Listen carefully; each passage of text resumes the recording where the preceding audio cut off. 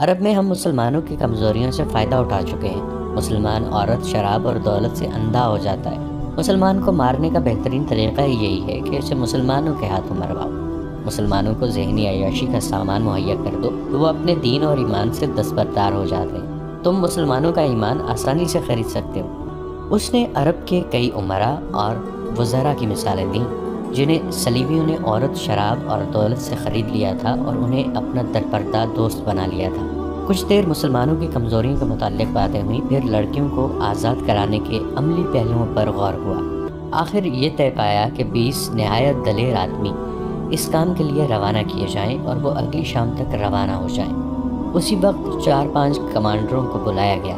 انہیں اصل مقصد اور مہم بتا کر کہا گیا کہ 20 آدمی منتخب کریں۔ کمانڈروں نے تھوڑی دیر اس مہم کے خطروں کے متعلق بحث مباحثہ کیا۔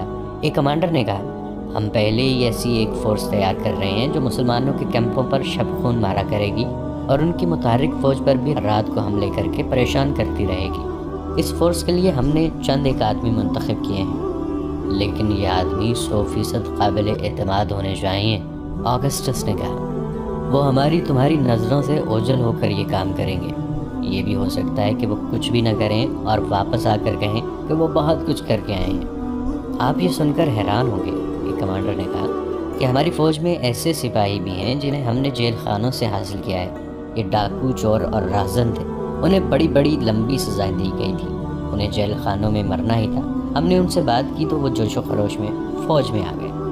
آپ کو شاید یہ معلوم کر کے بھی حیرت ہو کہ ناکام حملے میں ان سزا یافتہ مجرموں نے بڑی بہادری سے کئی جہاز بچائے ہیں۔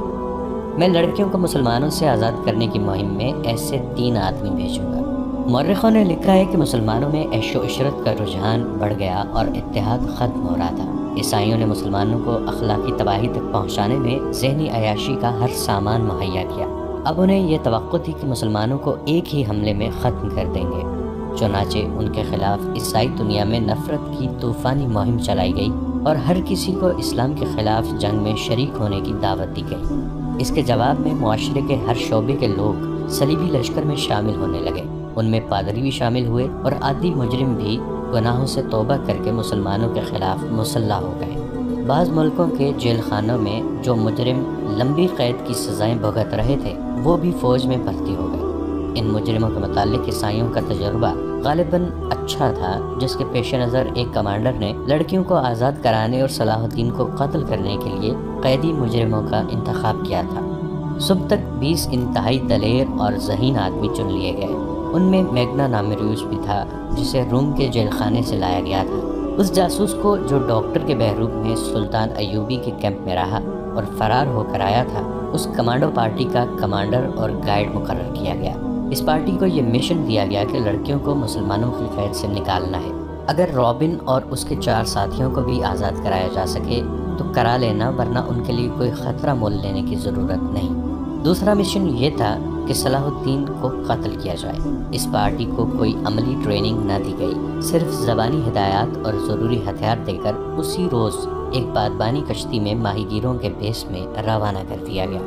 جس وقت یہ کشتی اٹلی کے ساحل سے روانہ ہوئی، صلاح الدین ایوبی سوڈانیوں کی بغاوت کو مکمل طور پر دبا چکے تھے۔ سوڈانیوں کے بہت سے کمانڈر مارے گئے یا زخمی ہو گئے تھے اور بہت سے سلطان ایوبی کے دفتر کے سامنے کھڑے تھے۔ انہوں نے ہتھیار ڈال کر شکست اور سلطان ایوبی کی اطاعت قبول کر لی تھی۔ وہ سلطان کے حکم کے منتظر تھے۔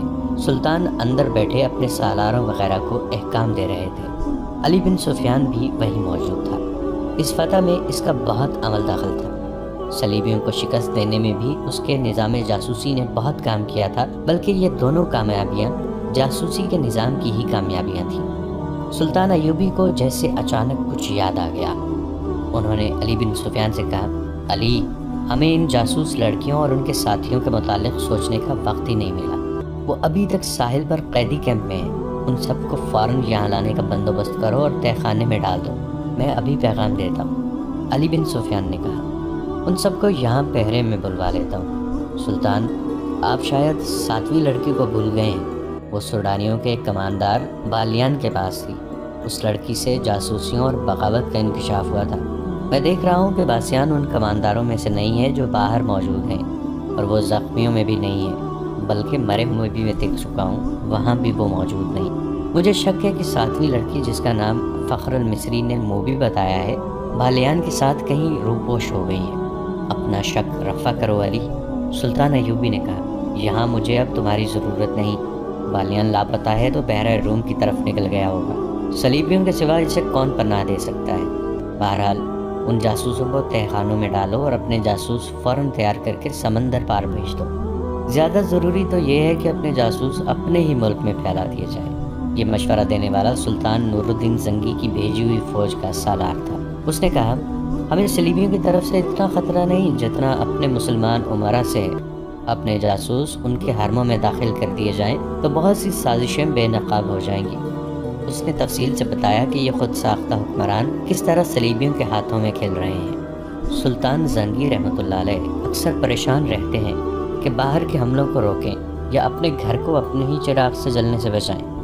صلاح الدین ایوبی نے یہ رویداد غور سے سنی اور کہا، اگر تم لوگ جن کے پاس ہتھیار ہیں دیانتدار اور اپنے مذہب سے مخلص رہے تو باہر حملے اور اندر کی سازشیں قوم کا کچھ نہیں بگاڑ سکیں گی۔ تم اپنی نظر سرحدوں سے دور آگے لے جاؤ۔ سلطنت اسلامیہ کی کوئی سرحد نہیں۔ تم نے جس روز اپنے آپ کو اور خدا کے اس عظیم مذہب اسلام کو سرحدوں میں پابند کر لیا، اس روز سے یوں سمجھو کہ تم اپنے ہی قید خانے میں قید ہو جاؤ گے۔ پھر تمہاری سرحدیں سکڑنے لگیں گی۔ اپنی نظریں بحرہ روم سے آگے لے جاؤ۔ سمندر تمہارا رستہ نہیں روک سکتے۔ گھر کے چراغوں سے نہ ڈرو، یہ تو ایک پھونک سے گل ہو جائیں گے۔ ان کی جگہ ہم ایمان کے چراغ روشن کریں گے۔ ہمیں امید ہے کہ ہم ایمان فروشی کو روک لیں گے سلطان محترم۔ سالار نے کہا، ہم مایوس نہیں، صرف دو لعنتوں سے بچو میرے عزیز رفیقو۔ سلطان ایوبی نے کہا، مایوسی اور ذہنی عیاشی۔ انسان پہلے مایوس ہوتا ہے، پھر ذہنی عیاشی کے ذریعے راہ فرار اختیار کرتا ہے۔ اس دوران علی بن سفیان جا چکا تھا۔ اس نے فوراً ایک قاصد بحرہ روم کی کیمپ کی طرف اس پیغام کے ساتھ روانہ کر دیا کہ رابن اس کے 4 ساتھیوں اور لڑکیوں کو گھوڑوں یا اونٹوں پر سوار کر کے 20 محافظوں کے پہرے میں دارالحکومت کو بھیج دو۔ قاصد کو روانہ کر کے اس نے اپنے ساتھ 6-7 سپاہی لیے اور کماندار بالیان کی تلاش میں نکل گیا۔ اس نے ان سوڈانی کمانداروں سے جو باہر بیٹھے تھے بالیان کے متعلق پوچھ لیا تھا۔ سب نے کہا تھا کہ اسے لڑائی میں کہیں بھی نہیں دیکھا گیا تھا اور نہ ہی وہ اس فوج کے ساتھ گیا تھا جو بحرہ روم کی طرف سلطان کی فوج پر حملہ کرنے کے لیے بھیجی گئی تھی۔ علی بن سفیان بالیان کے گھر گیا تو وہاں اس کی 2 بوڑھی خادماؤں کے سوا کوئی نہ تھا۔ انہوں نے بتایا کہ بالیان کے گھر میں 5 لڑکیاں تھیں۔ ان میں جس کی عمر ذرا زیادہ ہو جاتی تھی اسے وہ غائب کر دیتا تھا اور اس کی جگہ جوان لڑکی لے آتا تھا۔ ان خادماؤں نے بتایا کہ بغاوت سے پہلے اس کے پاس ایک فرنگی لڑکی آئی تھی جو غیر معمولی طور پر خوبصورت اور ہوشیار تھی۔ بالیان اس کا غلام ہو گیا تھا۔ بغاوت کے 1 روز بعد جب سوڈانیوں نے ہتھیار ڈال دیے تو بالیان رات کے وقت گھوڑے پر سوار ہوا، دوسرے گھوڑے پر اس فرنگی لڑکی کو سوار کیا اور معلوم نہیں دونوں کہاں روانہ ہو گئے۔ ان کے ساتھ 7 گھوڑ سوار تھے۔ حرم کی لڑکیوں کے متعلق بوڑھیوں نے بتایا کہ وہ گھر میں جو ہاتھ لگا اٹھا کر چلی گئی ہیں۔ علی بن سفیان وہاں سے واپس ہوا تو ایک گھوڑا سرپٹ دوڑا آیا اور علی بن سفیان کے سامنے رکا۔ اس پر فخر المصری سوار تھا۔ کود کر گھوڑے سے اترا اور ہانپتی کانپتی آواز میں بولا، میں آپ کے پیچھے آیا ہوں۔ میں بھی اسی بدبخت بالیان اور اس کافر لڑکی کو ڈھونڈ رہا تھا۔ میں ان سے انتقام لوں گا۔ جب تک ان دونوں کو اپنے ہاتھوں قتل نہیں کر لوں گا مجھے چین نہیں آئے گا۔ میں جانتا ہوں وہ کدھر گئے ہیں۔ میں نے ان کا پیچھا کیا ہے لیکن ان کے ساتھ 7 مسلح محافظ ہیں۔ میں اکیلا تھا۔ وہ بحرہ روم کی طرف جا رہے ہیں مگر عام راستے سے ہٹ کر جا رہے ہیں۔ اس نے علی بن سفیان کے گھٹنوں پر ہاتھ رکھ کر کہا، خدا کے لیے مجھے صرف 4 سپاہی دے دیں۔ میں ان کے تعاقب میں جاؤں گا اور انہیں ختم کر کے آؤں گا۔ علی بن سفیان نے اسے اس وعدے سے ٹھنڈا کیا کہ وہ اسے 4 کی بجائے 20 سوار دے گا۔ وہ ساحل سے آگے اتنی جلدی نہیں جا سکتے، میرے ساتھ رہو۔ علی بن سفیان مطمئن ہو گیا کہ یہ تو پتہ چل گیا ہے کہ وہ کس طرف گئے ہیں۔ اس وقت بالیان اس صلیبی لڑکی کے ساتھ جس کا نام موبی تھا ساحل کی طرف جانے والے عام راستے سے ہٹ کر دور جا چکا تھا۔ ان علاقوں سے وہ اچھی طرح واقف تھا۔ اسے معلوم نہیں تھا کہ سوڈانی فوج اور اس کے کمانداروں کو صلاح الدین ایوبی نے معافی دے دی ہے۔ ایک تو وہ سلطان کے عتاب سے بھاگ رہا تھا اور دوسرے یہ کہ وہ موبی جیسی حسین لڑکی کو نہیں چھوڑنا چاہتا تھا۔ وہ سمجھتا تھا کہ دنیا کی حسین لڑکیاں صرف مصر اور سوڈان میں ہی ہیں، مگر اٹلی کی اس لڑکی کے حسن اور دلکشی نے اسے اندھا کر دیا تھا۔ اس کی خاطر وہ اپنا رتبہ، اپنا مذہب اور اپنا ملک ہی چھوڑ رہا تھا، لیکن اسے یہ معلوم نہیں تھا کہ موبی اس سے جان چھڑانے کی کوشش کر رہی تھی۔ وہ جس مقصد کے لیے آئی تھی وہ ختم ہو چکا تھا، وہ مقصد تباہ ہو گیا تھا، تاہم موبی اپنا کام کر چکی تھی۔ اس کے لیے اس نے اپنے جسم اور اپنی عزت کی قربانی دی تھی۔ وہ ابھی تک اپنی عمر سے دگنی عمر کے آدمی کی عیاشی کا ذریعہ بنی ہوئی تھی۔ بالیان اس خوش فہمی میں مبتلا تھا کہ موبی اسے بری طرح چاہتی ہے، مگر موبی اس سے نفرت کرتی تھی۔ وہ چونکہ مجبور تھی اس لیے اکیلی بھاگ نہیں سکتی تھی۔ وہ اس مقصد کے لیے بالیان کو ساتھ لیے ہوئے تھی کہ اسے اپنی حفاظت کی ضرورت تھی۔ اسے بحیرہ روم پار کرنا تھا یا رابن تک پہنچنا تھا۔ اسے معلوم نہیں تھا کہ رابن اور اس کے ساتھی جو تاجروں کے بیس میں تھے پکڑے جا چکے ہیں۔ اس مجبوری کے تحت وہ بالیان کے ہاتھ میں کھلونا بنی ہوئی تھی۔ وہ کئی بار اسے کہہ چکی تھی کہ تیز چلو اور پڑاؤ کم کرو ورنہ پکڑے جائیں گے، لیکن بالیان جہاں اچھی سایہ دار جگہ دیکھتا رک جاتا۔ اس نے شراب کا ذخیرہ اپنے ساتھ رکھ لیا تھا۔ ایک رات موبی نے ایک ترکیب سوچی۔ اس نے بالیان کو اتنی زیادہ پلا دی کہ وہ بے سدھ ہو گیا۔ ان کے ساتھ جو 7 محافظ تھے وہ کچھ پرے سو گئے تھے۔ موبی نے دیکھا تھا کہ ان میں ایک ایسا ہے جو جوان ہے اور سب پر چھایا رہتا ہے۔ بالیان زیادہ تر اسی کے ساتھ ہر بات کیا کرتا تھا۔ موبی نے اسے جگایا اور تھوڑی دور لے گئی۔ اسے کہا، تم اچھی طرح جانتے ہو کہ میں کون ہوں، کہاں سے آئی ہوں اور یہاں کیوں آئی تھی۔ میں تم لوگوں کے لیے مدد لائی تھی تاکہ تم صلاح الدین ایوبی جیسے غیر ملکیوں سے آزاد ہو جاؤ، مگر تمہارا یہ کماندار بالیان اس قدر عیاش آدمی ہے کہ اس نے شراب پی کر بدمست ہو کر میرے جسم کے ساتھ کھیلنا شروع کر دیا۔ بجائے اس کے کہ وہ عقل مندی سے بغاوت کا منصوبہ بناتا اور فتح حاصل کرتا، اس نے مجھے اپنے حرم کی لونڈی بنا لیا اور اندھا دھند فوج کو 2 حصوں میں تقسیم کر کے ایسی لاپرواہی سے حملہ کیا کہ ایک ہی رات میں تمہاری اتنی بڑی فوج ختم ہو گئی۔ تمہاری شکست کا ذمہ دار یہ شخص ہے۔ اب یہ میرے ساتھ صرف عیاشی کے لیے جا رہا ہے اور مجھے کہتا ہے کہ میں اسے سمندر پار لے جاؤں، اسے اپنی فوج میں رتبہ دلاؤں اور اس کے ساتھ شادی کر لوں، مگر مجھے اس شخص سے نفرت ہے۔ میں نے فیصلہ کیا ہے کہ اگر مجھے شادی ہی کرنی ہے اور اپنے ملک میں لے جا کر اسے فوج میں رتبہ ہی دلوانا ہے تو مجھے ایسے آدمی کا انتخاب کرنا چاہیے جو میرے دل کو اچھا لگے، اور وہ آدمی تم ہو۔ تم جوان ہو، دلیر ہو، عقل مند ہو۔ میں نے جب سے تمہیں دیکھا ہے تمہیں چاہ رہی ہوں۔ مجھے اس بوڑھے سے بچاؤ، میں تمہاری ہوں۔ سمندر پار چلو، فوج کا رتبہ اور مال و دولت تمہارے قدموں میں ہوگا، مگر اس آدمی کو یہیں ختم کرو۔ وہ سویا ہوا ہے، اسے قتل کر دو، آؤ نکل چلیں یہاں سے۔ اس نے محافظ کے گلے میں باہیں ڈال دی۔ محافظ اس کے حسن میں گرفتار ہو گیا۔ اس نے دیوانہ وار لڑکی کو اپنے بازوں میں جکڑ لیا۔ موبی اس جادوگری کی ماہر تھی۔ وہ ذرا پرے ہٹ گئی۔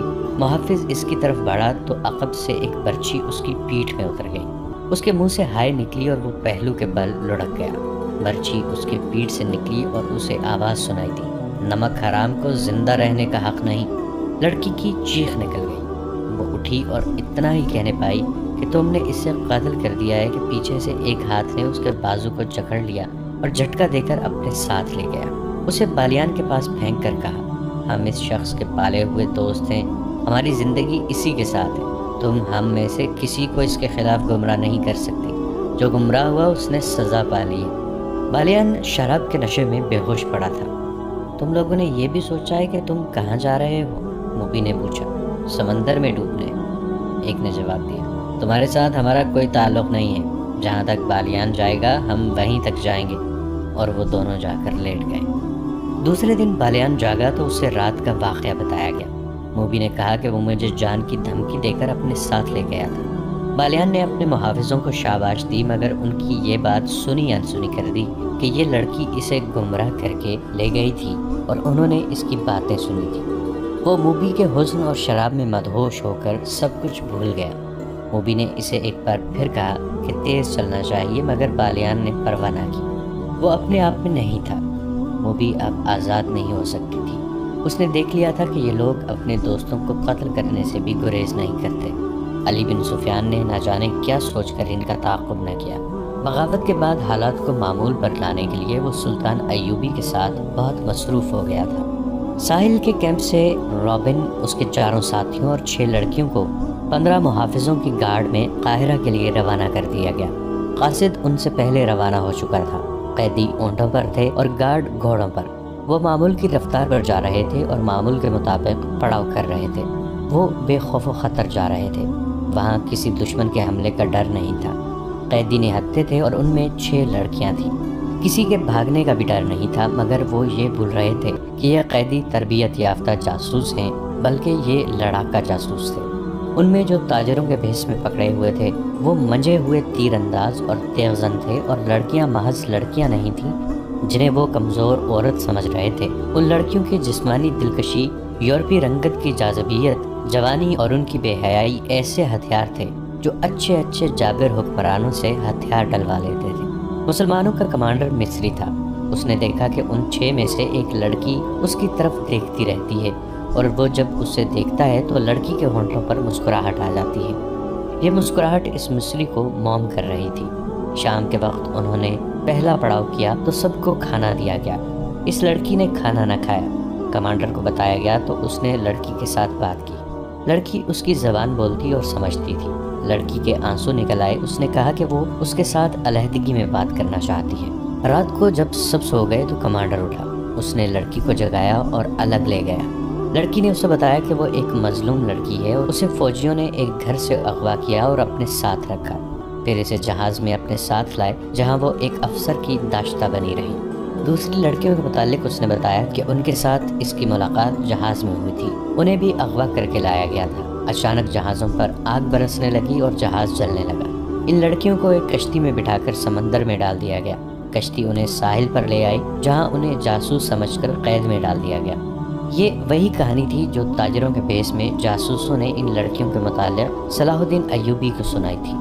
مصری گارڈ کمانڈو کو معلوم نہیں تھا۔ وہ یہ کہانی پہلی بار سن رہا تھا۔ اسے تو حکم ملا تھا کہ یہ خطرناک جاسوس ہیں، انہیں قاہرہ لے جا کر سلطان کے ایک خفیہ محکمے کے حوالے کرنا ہے۔ اس حکم کے پیش نظر وہ ان لڑکیوں کی یا اس لڑکی کی کوئی مدد نہیں کر سکتا تھا۔ اس نے اس لڑکی کو اپنی مجبوری بتا دی۔ اسے معلوم نہیں تھا کہ لڑکی کی ترکش میں ابھی بہت سے تیر باقی ہیں۔ لڑکی نے کہا، میں تم سے کوئی مدد نہیں مانگتی۔ تم اگر میری مدد کرو گے تو میں تمہیں روک دوں گی، کیونکہ تم مجھے اتنے اچھے لگتے ہو کہ میں اپنی خاطر تمہیں کسی مصیبت میں نہیں ڈالنا چاہتی۔ میرا کوئی غمخوار نہیں، میں ان لڑکیوں کو بالکل نہیں جانتی اور ان آدمیوں کو بھی نہیں جانتی۔ تم مجھے رحم دل بھی لگتے ہو اور میرے دل کو بھی اچھے لگتے ہو، اس لیے تمہیں یہ باتیں بتا رہی ہوں۔ اتنی خوبصورت لڑکی کے منہ سے اس قسم کی باتیں سن کر کون سا مرد اپنے آپ میں رہ سکتا ہے؟ یہ لڑکی مجبور ہوئی تھی، رات کی تنہائی بھی تھی۔ مصری کی مردانگی پگھلنے لگی۔ اس نے لڑکی کے ساتھ دوستانہ باتیں شروع کر دی۔ لڑکی نے ایک اور تیر چلایا اور صلاح الدین ایوبی کے کردار پر زہر اگلنے لگی۔ اس نے کہا، میں نے تمہارے گورنر صلاح الدین ایوبی کو اپنی مظلومیت کی یہ کہانی سنائی تھی۔ مجھے امید تھی کہ وہ میرے حال پر رحم کرے گا، مگر اس نے مجھے اپنے خیمے میں رکھ لیا اور شراب پی کر میرے ساتھ بدکاری کرتا رہا۔ اس وحشی نے میرا جسم توڑ دیا ہے۔ شراب پی کر وہ اتنا وحشی بن جاتا ہے کہ اس میں انسانیت ہی نہیں رہتی۔ مصری کا خون کھولنے لگا۔ اس نے بدک کر کہا، ہمیں کہا گیا تھا کہ صلاح الدین ایوبی مومن ہے، فرشتہ ہے، شراب اور عورت سے نفرت کرتا ہے۔ مجھے اب اسی کے پاس لے جایا جا رہا ہے۔ لڑکی نے کہا، اگر تمہیں یقین آئے تو رات کو دیکھ لینا کہ میں کہاں ہوں گی۔ وہ مجھے قید خانے میں نہیں ڈالے گا، اپنے حرم میں رکھ لے گا۔ مجھے اس آدمی سے ڈر آتا ہے۔ اس قسم کی بہت سی باتوں سے لڑکی نے اس مصری کے دل میں صلاح الدین ایوبی کے خلاف نفرت پیدا کر دی اور وہ پوری طرح مصری پر چھا گئی۔ اس کے دل اور دماغ پر قبضہ کر لیا۔ مصری کو معلوم نہیں تھا کہ یہی ان لڑکیوں کا ہتھیار ہے۔ لڑکی نے آخر میں کہا، اگر تم مجھے اس ذلیل زندگی سے نجات دلا دو تو میں ہمیشہ کے لیے تمہاری ہو جاؤں گی اور میرا باپ تمہیں سونے کی اشرفیوں سے مالا مال کر دے گا۔ اس نے اس کا طریقہ یہ بتایا، میرے ساتھ سمندر پار بھاگ چلو، کشتیوں کی کمی نہیں، میرا باپ بہت امیر آدمی ہے، میں تمہارے ساتھ شادی کر لوں گی اور میرا باپ تمہیں نہایت اچھا مکان، بہت سی دولت دے گا، تم تجارت کر سکتے ہو۔ مصری کو یہ یاد رہ گیا تھا کہ وہ مسلمان ہے۔ اس نے کہا کہ وہ اپنا مذہب ترک نہیں کر سکتا۔ لڑکی نے ذرا سوچ کر کہا، میں تمہارے لیے اپنا مذہب چھوڑ دوں گی۔ اس کے بعد وہ فرار اور شادی کا پروگرام بنانے لگے۔ لڑکی نے اسے کہا، میں تم پر زور نہیں دیتی، اچھی طرح سوچ لو، میں صرف جاننا چاہتی ہوں کہ میرے دل میں تمہاری جو محبت پیدا ہو گئی ہے، اتنی تمہارے دل میں پیدا ہوئی ہے یا نہیں؟ اگر تم مجھے قبول کرنے پر آمادہ ہو سکتے ہو تو سوچ لو اور کوشش کرو کہ قاہرہ تک ہمارا سفر لمبا ہو جائے۔ ہم ایک بار وہاں پہنچ گئے تو پھر تم میری بو بھی نہیں سونگھ سکو گے۔ لڑکی کا مقصد صرف اتنا تھا کہ سفر لمبا ہو جائے اور 3 دنوں کے بجائے 6 دن راستے میں ہی گزر جائیں۔ اس کی وجہ یہ تھی کہ رابن اور اس کے ساتھی فرار کی ترکیبیں سوچ رہے تھے۔ وہ اس کوشش میں تھے کہ رات کو سوئے ہوئے محافظوں کے ہتھیار اٹھا کر انہیں قتل کیا جائے، جو ناممکن سا کام تھا، یا ان کے گھوڑے چرا کر بھگا جائے۔ ابھی تو پہلا ہی پڑاؤ تھا۔ ان کی ضرورت یہ تھی کہ سفر لمبا ہو جائے تاکہ وہ اطمینان سے سوچ سکیں۔ اس مقصد کے لیے انہوں نے اس لڑکی کو استعمال کیا کہ وہ محافظوں کے کمانڈر کو قبضے میں لے لے۔ لڑکی نے پہلی ملاقات میں ہی یہ مقصد حاصل کر لیا اور مصری کو منہ مانگی قیمت دے دی۔ مصری کوئی ایسا بڑا رتبے والا آدمی نہیں تھا، معمولی سا عہدیدار تھا۔ اس نے کبھی خواب میں بھی اتنی حسین لڑکی نہیں دیکھی تھی۔ کہاں ایک جیتی جاگتی لڑکی جو اس کے تصوروں سے بھی زیادہ خوبصورت تھی اس کی لونڈی بن گئی تھی۔ وہ اپنا آپ، اپنا فرض اور اپنا مذہب ہی بھول گیا۔ وہ ایک لمحے کے لیے بھی لڑکی سے الگ نہیں ہونا چاہتا تھا۔ اس پاگل پن میں اس نے صبح کے وقت پہلا حکم یہ دیا کہ جانور بہت تھکے ہوئے ہیں، لہٰذا آج سفر نہیں ہوگا۔ محافظوں اور شتربانوں کو اس حکم سے بہت خوشی ہوئی۔ وہ محاذ کی سختیوں سے اکتائے ہوئے تھے، انہیں منزل تک پہنچنے کی کوئی جلدی نہیں تھی۔ وہ دن بھر آرام کرتے رہے، گپ شپ لگاتے رہے اور ان کا کمانڈر اس لڑکی کے پاس بیٹھا بدمست ہوتا جا رہا تھا۔ دن گزر گیا، رات آئی اور جب سب سوئے ہوئے تھے تو مصری لڑکی کو ساتھ لیے وہ دور چلا گیا۔ لڑکی نے اسے آسمان پر پہنچا دیا۔ صبح جب یہ قافلہ چلنے لگا تو مصری کمانڈر نے راستہ بدل دیا۔ اپنے دستے سے اس نے کہا کہ اس طرف اگلے پڑاؤ کے لیے بہت خوبصورت جگہ ہے، قریب ایک گاؤں بھی ہے جہاں مرغیاں اور انڈے مل جائیں گے۔ اس کا دستہ اس پر بھی خوش ہوا کہ کمانڈر انہیں عیش کرا رہا ہے۔ البتہ اس دستے میں 2 عسکری ایسے تھے جو کمانڈر کی ان حرکتوں سے خوش نہیں تھے۔ انہوں نے اسے کہا کہ ہمارے پاس خطرناک قیدی ہیں، یہ سب جاسوس ہیں، انہیں بہت جلدی حکومت کے حوالے کر دینا چاہیے، بلا وجہ سفر لمبا کرنا ٹھیک نہیں۔ مصری نے انہیں یہ کہہ کر چپ کرا دیا کہ یہ میری ذمہ داری ہے کہ جلدی پہنچوں یا دیر سے، جواب طلبی ہوئی تو مجھ سے ہوگی۔ دونوں خاموش تو ہو گئے لیکن وہ الگ جا کر آپس میں خسر پسر کرتے رہے۔ ناظرین، آج کی قسط میں اتنا ہی۔ ہماری نئی ویڈیوز سے باخبر رہنے کے لیے ہمارے اس چینل کو سبسکرائب کر کے نیچے موجود بیل آئیکن کو ضرور پریس کیجیے گا۔ آپ سے ملاقات ہوگی نئی ویڈیو کے ساتھ، تب تک کے لیے ہمارا اور آپ کا اللہ نگہبان۔